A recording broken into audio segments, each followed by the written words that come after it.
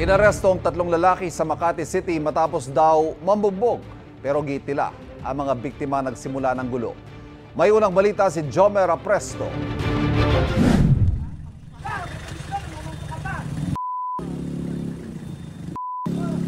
Pinusasan at pinadapa ng mga pulis ang 3 lalaking ito sa Barangay Olympia sa Makati City.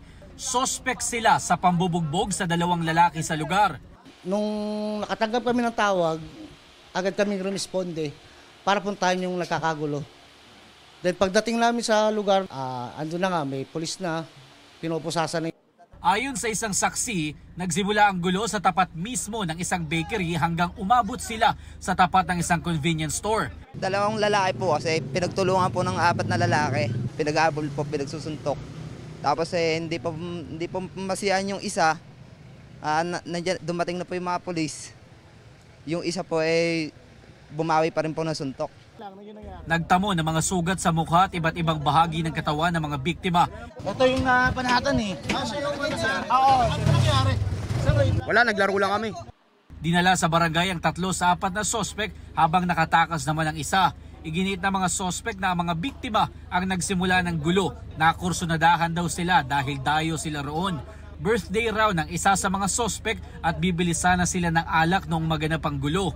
Iwan ko sa kanila, basta binaka na lang ako nilang binanatan eh. Yung lang talaga, nagkaharapan kami. Bagang sa manok, yung kung sino matapang talaga. Pero mas matapang sila, kaya wala talaga kami naunahan eh. Ayon naman sa sospek na may birthday, nagulat na lang siya nang magkagulo sa labas. Sumunto ko, nung nakita ko, nagkakagulo na sila, pinagtutulungan nila to. Nagpamedikal ang mga biktima. Hindi na sila nakuhanan ng pahayag kaugnay sa mga akusasyon sa kanila ng mga sospek. Sabi ng barangay, sisikapin nilang mapag-ayos ang 2 panig. Ito ang unang balita, Jomer Apresto para sa GMA Integrated News. Kapuso, para laging una ka sa mga balita, bisitahin at mag-subscribe sa GMA Integrated News sa YouTube. Sa mga kapuso abroad, samahan nyo kami sa GMA Pinoy TV at sa www.gmanews.tv.